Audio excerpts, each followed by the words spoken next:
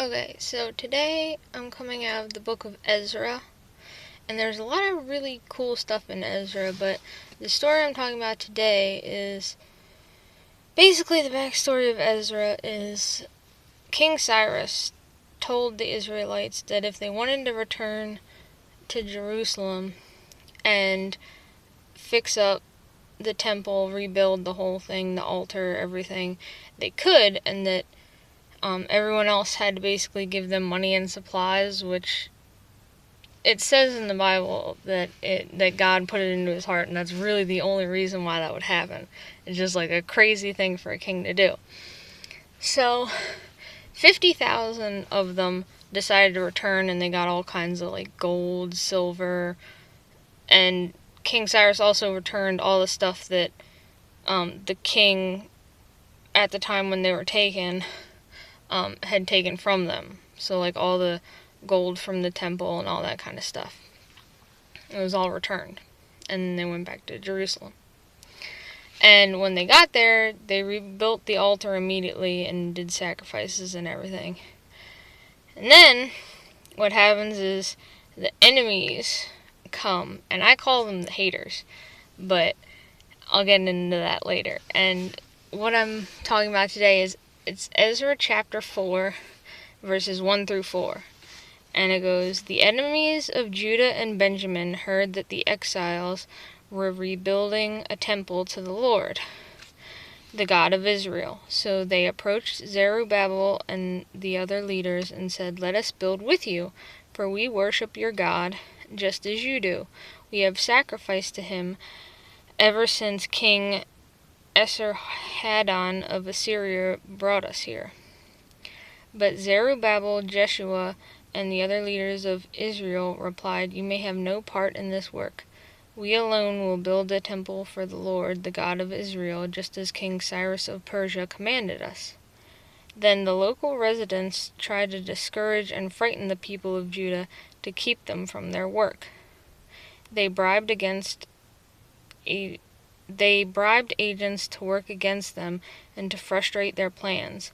This went on during the entire reign of King Cyrus of Persia and lasted until King Darius of Persia took the throne." That was Ezra chapter 4, verses 1 through 5. And basically, the enemies of Israel, the haters, they were just trying to get an in into the building so they could screw it up.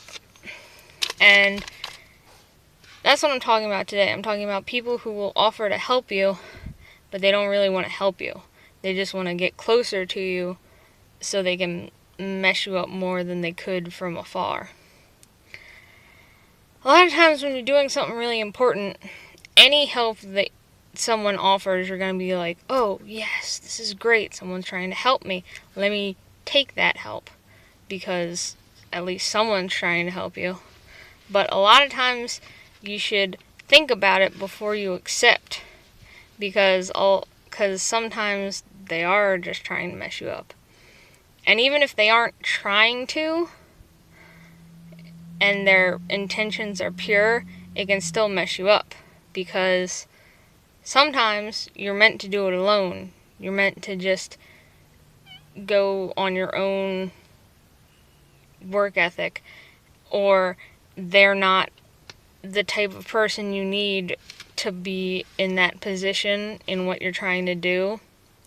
Like, say you need someone to talk to people so they can hand out flyers and interact with people, but then the person gets frustrated easily, or they're really shy or something like that. They're not going to be the person you want out there doing that. You want someone who's really outgoing and will talk to people and get them excited about what you're doing.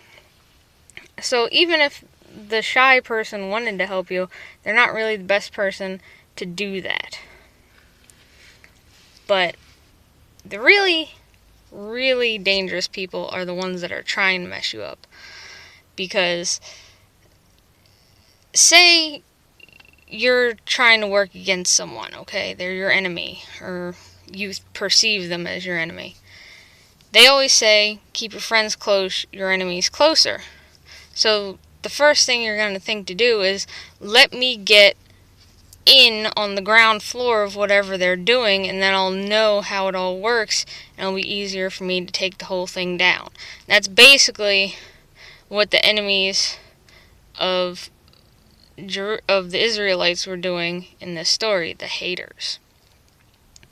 Now, they try other things, but this one is the one that I find the most intriguing, because it's the one that doesn't work.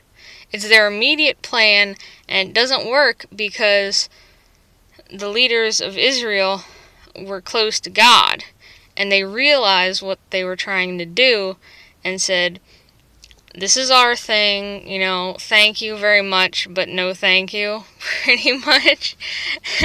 And I think that just made them angrier, because they realized, they think, it kind of, made them think that, the Israelites thought they were better than them, because they were the only ones that were working on this construction.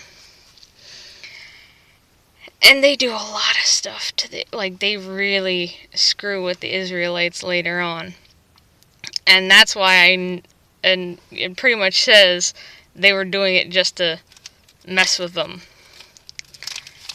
And you really gotta watch out, because usually when you get closer to God, He'll start to whisper in your mind when someone offers you something and you're not meant to take it.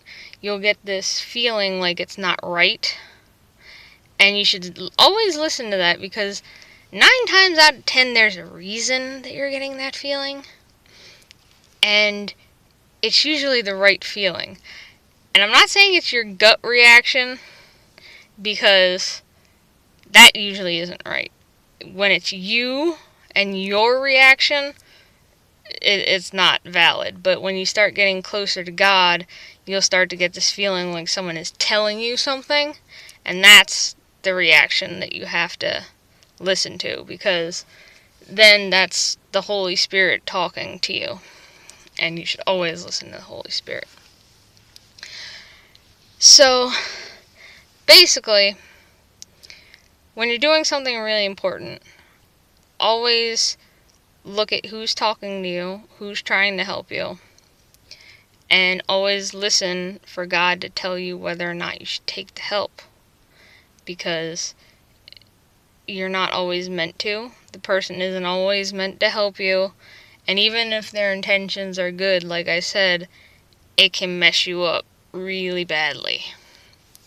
So, just listen for the Holy Spirit, and don't just accept everyone's help in what you're trying to do if it's really, really important to you, because that's where you can get in trouble.